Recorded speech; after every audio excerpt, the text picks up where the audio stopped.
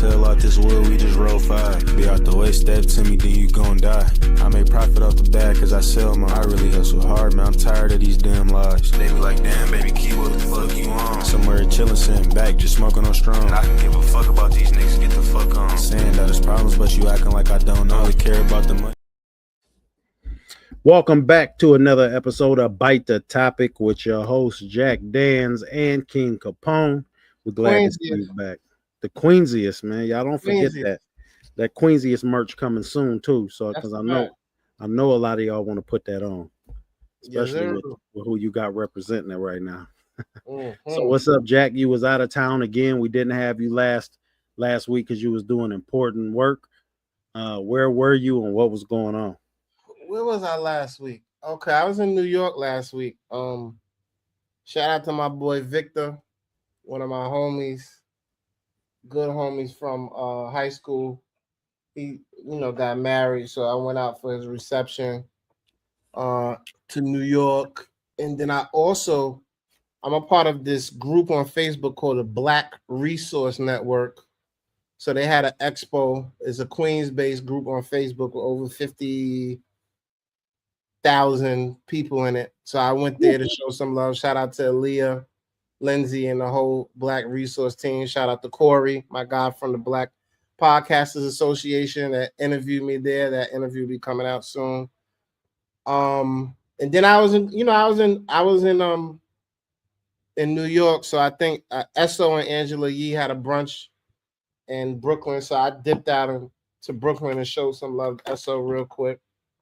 Nice. And So what was it like being home? Did you visit anybody? Did you go see any family? What'd you do?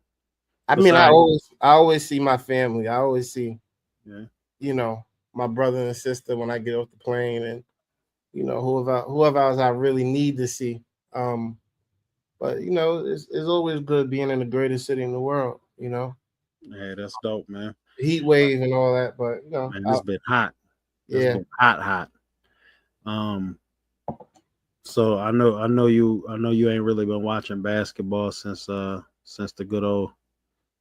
team haven't been around. I mean, speaking of that, I still ain't, my Cash App still ain't right. You still ain't sent my money yet. When it's on the way. We beat your ass. Yeah, it's on the way. Mm-hmm. So how you feel about Shea getting it? I'm gonna be honest with you. Are you a Shea fan at all? I'm a fan of excellence. So at the end of the day, I like his story. He's coming from Canada, and he was on the Clippers, and I guess it wasn't really working out there. Then he got traded to OKC, and he found his footing. So I'm a fan of excellence, and I'm a fan of like resiliency. So obviously him doing that, and then now winning all of pretty much I think all of the major awards. He won MVP. He won the scoring title. He won maybe the Eastern Conference MVP in the playoffs, and then he won the Finals MVP. I think was a really, really great accomplishment. Even though Canada's losing bad because of your boy Drake and all that, Shea is definitely a beacon of hope for young Canada, for the Canada youth. You know what I'm saying? He's a beacon of hope. I like that. I like the little shot you took at me. It wasn't a shot. But this the first NBA title in the OKC era. That's huge. Yeah. That this is they haven't seen this since the Seattle Supersonics, man, 1979. Well, for the organization in 1979, for the specific city, right. It's new. Yeah. But I think what that does is I'm a real conspiracy. Hold on one quick second. What's good, brother? This cat answering. I'll be there about 9:15. We about to get suspended. All right. All right, cool. So that was basically a 17-year journey to glory. Youngest team in nearly 50 years. And the youngest champion. Yeah. Since 1977, since a year before I was born. Oh, you was born at 80? No, 77. I was born 78. Okay. You know what I'm saying? So I mean that I believe that reflects the talent and this new forward-thinking team building that the NBA is doing. Well, what I also think is, I'm a real conspiracy theorist. So I feel like now what this does is this causes a lot of other small markets to say, hey, let me dip my toe in the pond. Because if OKC is, I'm not going to say this championship is going to like really, really, greatly affect OKC's economy, but I'm pretty sure the attraction of the Thunder plays. I mean, because I don't know what the fuck else is there in Oklahoma City to do. Don't do that. The niggas in Oklahoma will catch you and tighten your ass up. I mean, what is there to do? It's basically a Native American reservation. Some of my, my peoples and all that. No. I got I got family out there in Oklahoma. They doing all the same shit we doing here. No, them niggas getting it in. It's Bloods and Crips and all that shit out there in Oklahoma. I'm sure that they are, but I'm just saying, they doing the same shit. Who really goes to Oklahoma? Like, let's be clear. Let's be for real. Who the fuck goes to Oklahoma? Don't make me send a link out to an Oklahoma native to come here and tell you what they be doing. Do whatever you want to do. Right, who the fuck goes to Oklahoma? So listen, they only go for the football team for college, Oklahoma Sooners. Right, and they probably have like a little rodeo or some shit out there. You do realize that's where the first black successful community was from. Tulsa. Okay, I respect that. Right. Black Wall Street. Okay, that's not Oklahoma City though. I mean, it's Tulsa, Oklahoma. So you said Oklahoma. You didn't say Oklahoma City. Okay, well, you know what I'm saying. You named an entire state. It's all good. I mean? Kudos to them. I want to see what the next expansion team is. Maybe Seattle gets it back. We got to give them all the rest of their credit, man. They had a 68-14 record. They tied the 96-97 Bulls for third most wins ever. This just wasn't. They didn't just breeze. They didn't just stumble in there. Mm-hmm. That's playoff dominance, man. Now they put their foot in Andy's ass, and I want to say to all the Pacers fans out there, especially my brother, Stop Beefing Radio. Money Mac. Tell your boy halitosis. Make sure he get in the gym and don't skip no fucking leg days. Do you know OKC declared Shea Gilgeous Alexander Day in his honor?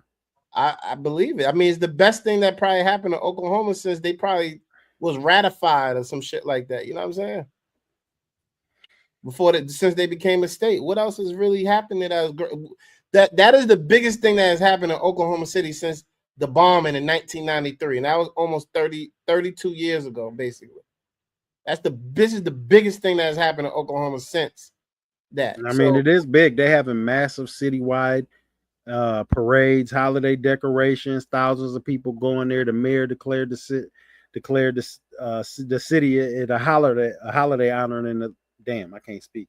He declared the city in a state of a holiday in honor of the team. You know what I'm saying? Like, that's probably really, really huge down there. I mean, it sucks for KD and Westbrook, because I'm sure they would have wished they would have been a part of that with all that hard work that they put in. But one thing that you can't skip and something that people should be thinking about is this team is built to last. Yeah. They got young guys. They got a two-way core. Not so big contracts. The guys are young. And what they're gonna do is anyone who's up for extension that they don't really want, they could trade them and get an asshole full of picks back. Man, the team got financial flexibility, man. Yeah. I like excellence. I'm not mad at that. We joked about, the city, the city and the state, but it's all good. Much love to all the people in Oklahoma, Tulsa, Oklahoma City. I don't even know no other city in Oklahoma.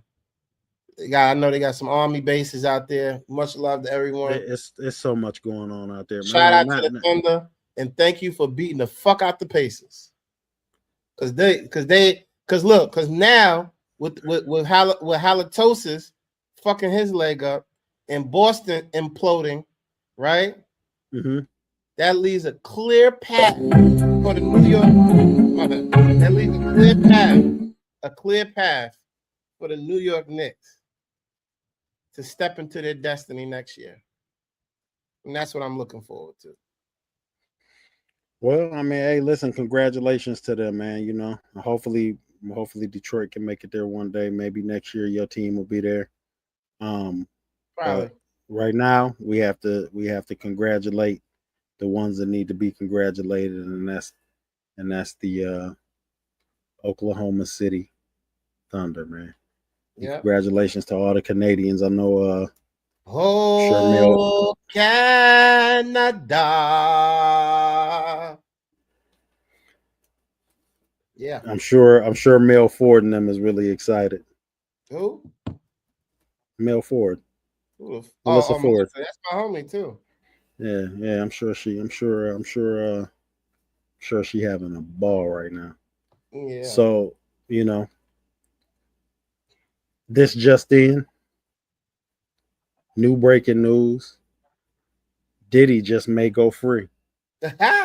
You know what I mean? Yeah. And I don't think people know how to feel about it. For people who don't know what's happened, it looks like they have dropped charges. Prosecutors have removed the arson based off the alleged Molotov attack on Kid Cudi's car, Yeah. the attempted kidnapping, the aiding and abetting sex trafficking from the racketeering conspiracy charge. Now they're saying the reason that they did this was to simplify the jury instructions and sharpen focus on core allegations. This is really like a common litigation strategy to enhance the clarity in the complex federal trials, because a lot of people, if you haven't been in a trial before, what happens is when it comes down to sentencing time, the judge will give specific orders, um, which are called jury instructions. So after you've heard everything that you've heard, the judge will come in and say, well, I'm giving jury instructions, and it may be this. The jury instructions is you can't listen to any of the testimony from anybody who's came up here. Only thing you can use is the facts that we have from video recordings and the testimony from law enforcement. Mm-hmm. So that means you just went through 2 months of trial listening to all these people talk to absolutely use nothing that they talked about.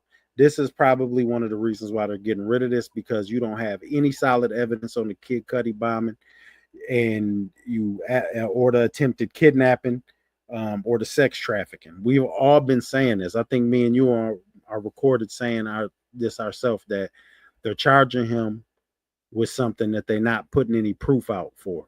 Mm-hmm. And this is now that when they say the hens come home to roost or whatever, this is where we at. Now the RICO is still intact, and there's still 6 racketeering charges. They still have the bribery, the witness tampering, the forced labor, the prostitution related counts, and the narcotics. So the jury, basically, they want them to narrow it down to 2, because at least 2 of these have to be provable for it to stand on a RICO. Right. So, I mean, this is a shift in strategy by the prosecution from removing those weak charges, because they had too much they had to skate around to try to charge him. But it also weakens that RICO blow. You know what I mean? So, I mean, this is great news for Diddy, and it doesn't mean that he's not guilty, and it doesn't mean that he's guilty of any of the charges that they dropped. But what it does mean is that he won't be getting charged with those things, which makes a huge difference.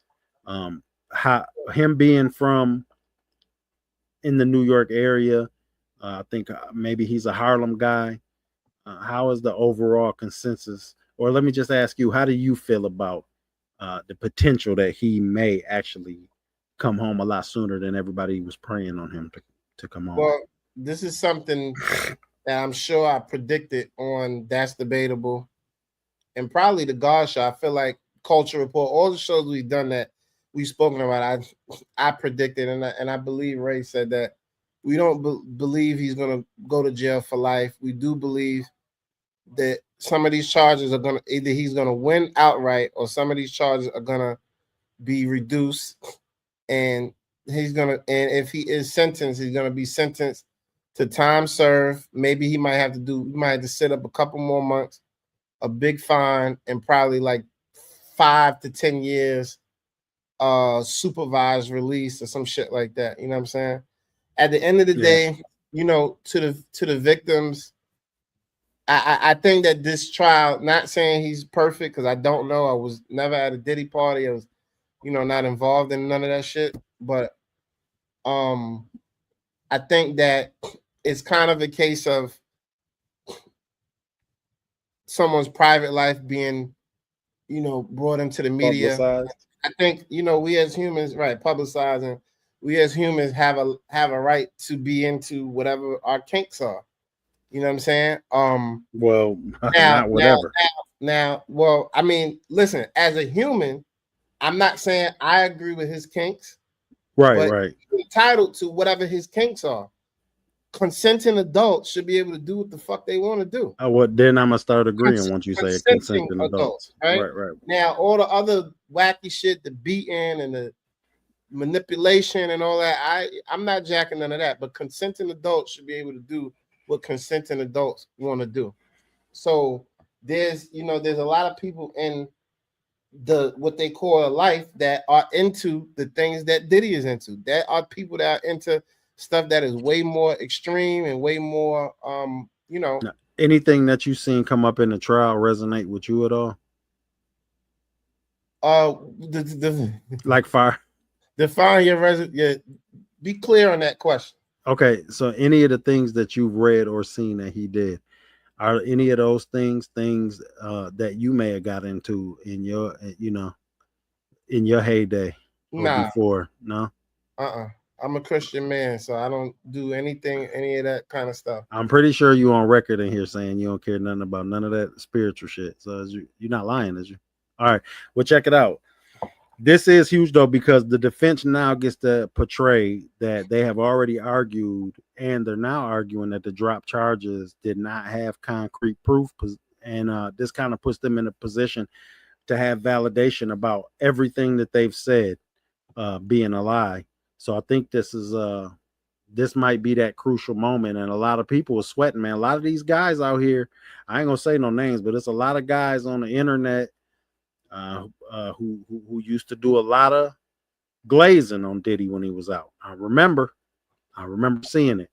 As soon as he got locked up and his back was against the wall, niggas got to talk about that he can't come on their show if he get out and all kind.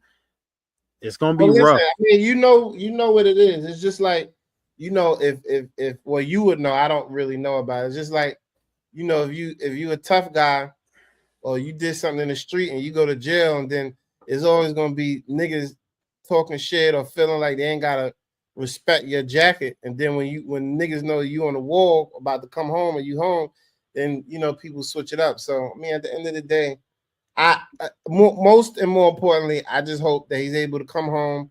He's able to get some therapy. He's able to, You think he needs therapy? Yeah, absolutely. Because even if not to say that to correct whatever issues he had, but he's gonna have issues. His kids, he has to repair relationships with his kids. He has to repair relationships with the public.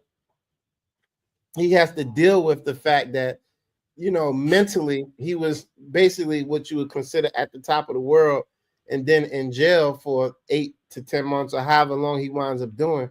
That is, all of those things are things that could be pretty traumatizing.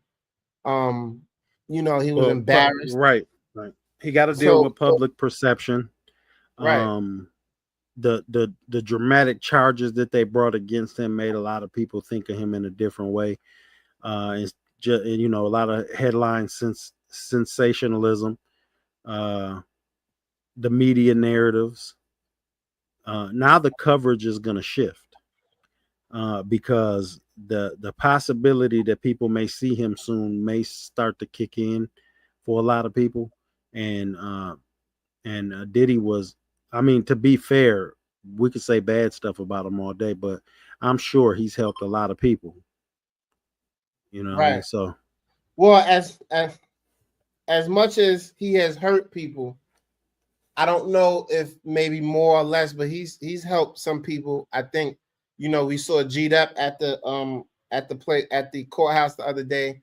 Obviously, regardless of what people may feel like his business practices are or were, you still have to respect the fact that he thought enough of somebody's talent, skills, God-given ability to give them a platform to be able to feed their families and be able to do what they love to do. And that is a form of alchemy that that everyone is not capable of doing, and that everyone is not. He was one of the best at that. So I think, you know, what we all can just learn as a lesson from this is, you know, we just have to be mindful of the things that we do and say. We have to just make sure that we try to, you know, treat people as kindly as possible, and, you know, just to try to avoid pitfalls like this, you know. Right. I agree with you, and hopefully everything work out how it's supposed to. It looks like this may be a little shorter show than normal, because I'm sure that 1 second, I'm sorry. Have you been looking at this Israel-Iran war? I've been paying attention to it. Actually, I was scared to fly back from New York. I'm like, damn, what happens if I'm in the sky and God forbid, like, you know? And I just think that even with that, you know, this is a rabbit hole I think we could really go deep with. So I don't know if this is how I want to end the show. I think this is something we can talk about. You know, we can maybe do a fresh up sometime in the next couple of days. I don't think I want to end the show with this, because we can really, really go deep on this. Pause. Okay. What I do want to talk about, what I do want to briefly talk about, is the Billboard music top R&B list, top R&B artist of all time, top 75 artists. So I just want to quickly give a couple of little anecdotes on that, my opinion.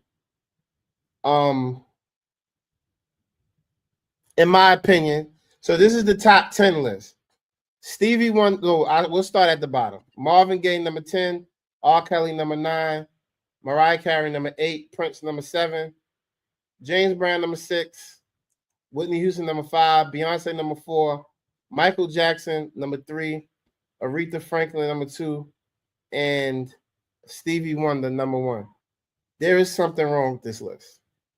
There is no way in hell that, in my humble opinion, Whitney Houston, Beyonce. Who made this list? Well, it was a lot of people. It was 75 people that made the list, but I just gave you the top 10. Who put it out, though? No, I'm saying, who put the list out? Billboard did it, and we could do a much deeper dive into this.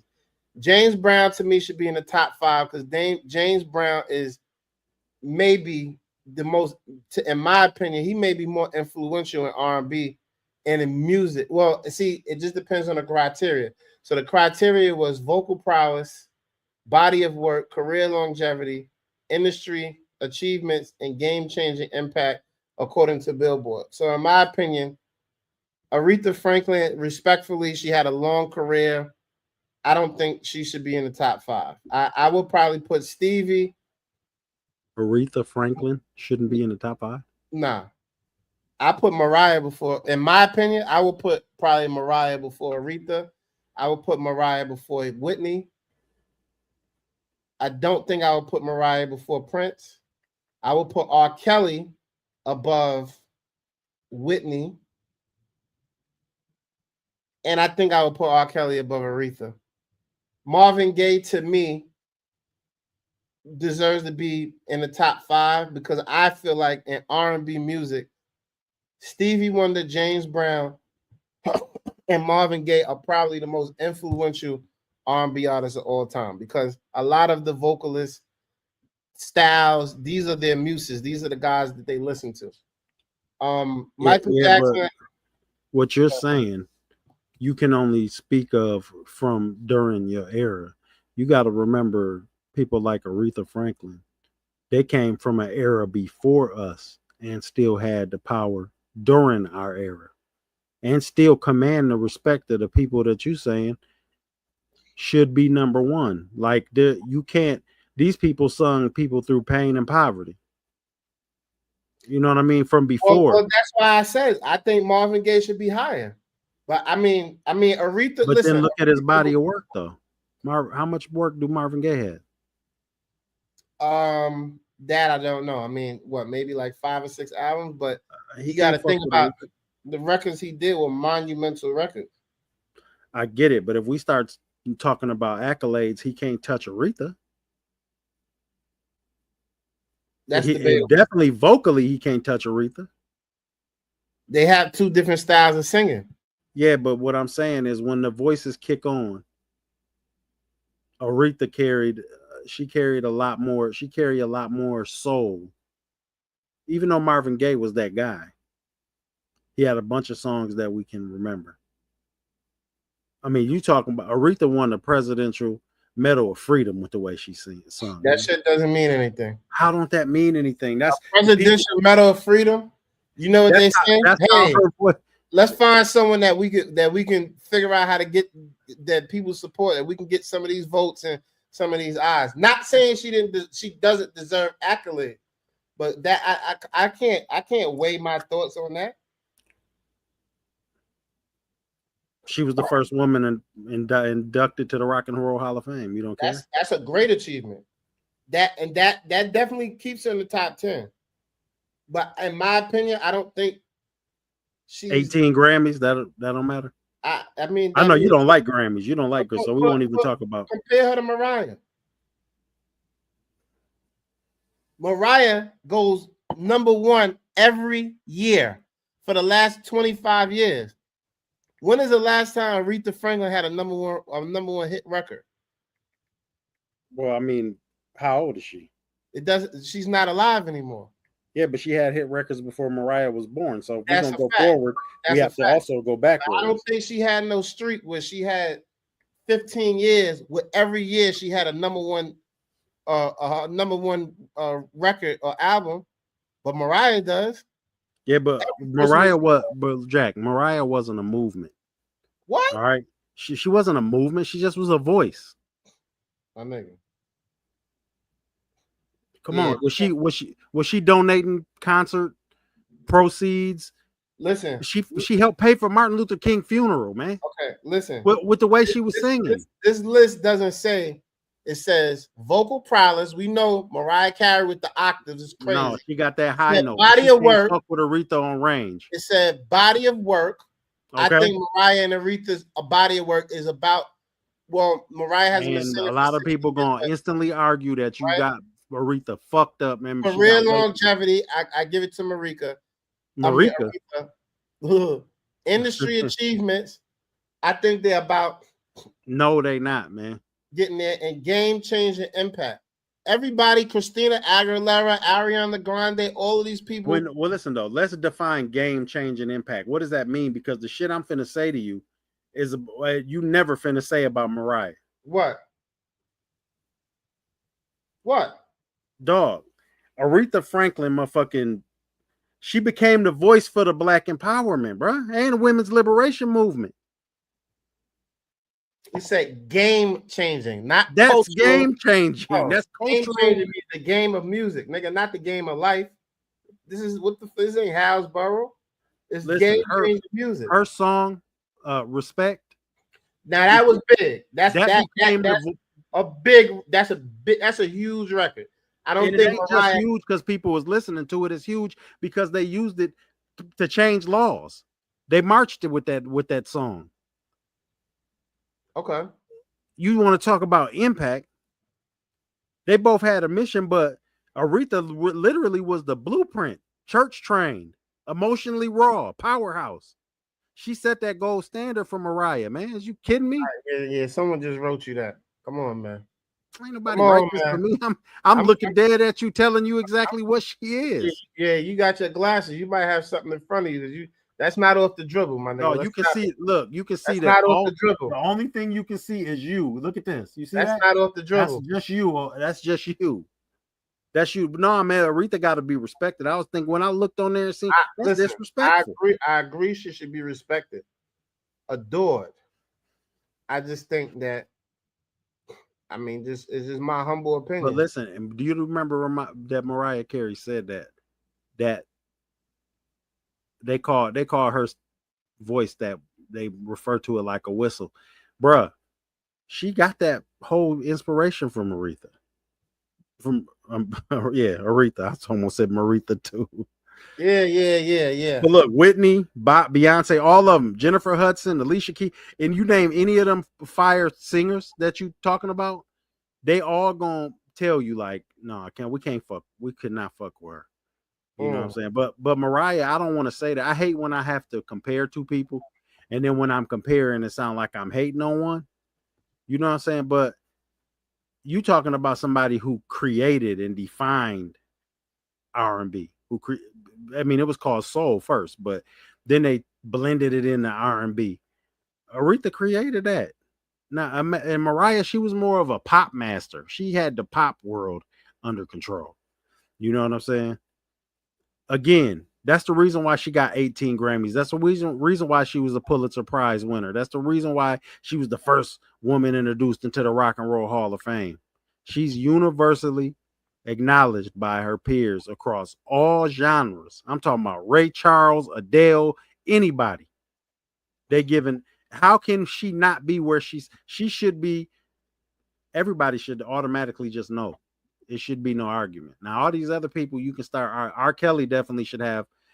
I feel like he should have like a top 10 spot too, guaranteed. No, he got a top 10 spot. It's just not high enough, in my opinion.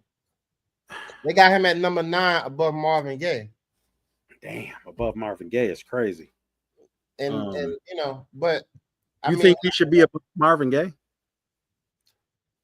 That's tough. Marvin Gaye, I think Marvin Gaye was more influential than R. Kelly.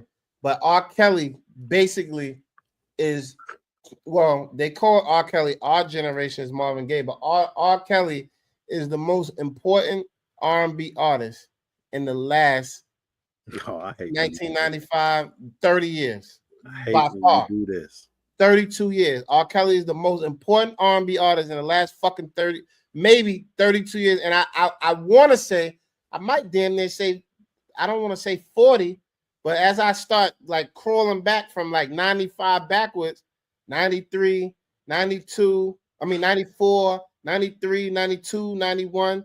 It's not a lot of niggas in that range that's fucking with art that's more important. I'm not gonna argue. I'm gonna give you this because R. Kelly is so hard to deal with.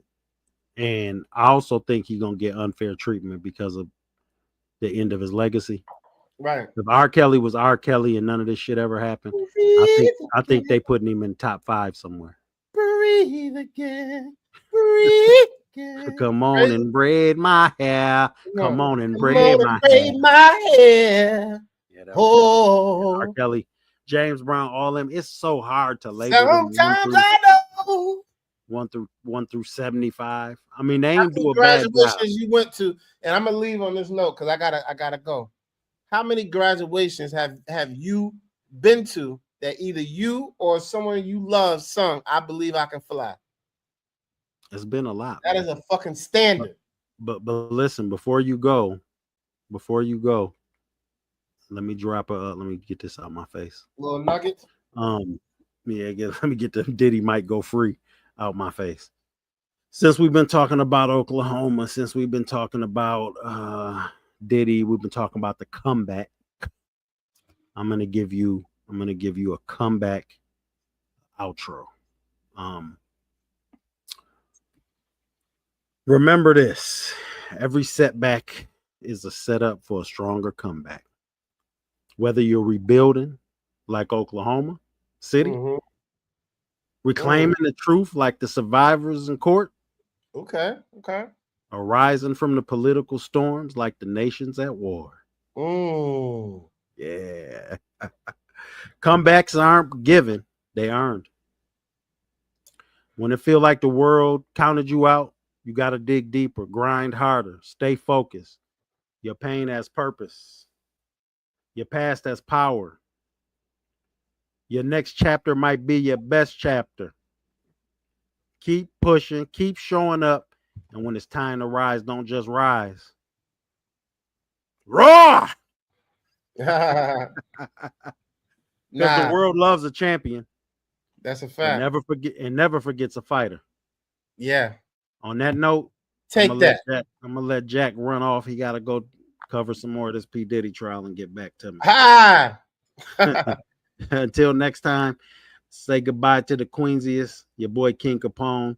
We had to take a small bite out of the topic, and we get with y'all next time. Peace. I sell out this wood, we just roll 5. Be out the way, step to me, then you gon' die. I make profit off the bag cause I sell mine. I really hustle hard, man, I'm tired of these damn lies. They be like, damn, baby, key, what the fuck you on? Somewhere chillin', sitting back, just smoking on strong. And I can give a fuck about these niggas, get the fuck on. Saying that it's problems, but you acting like I don't know.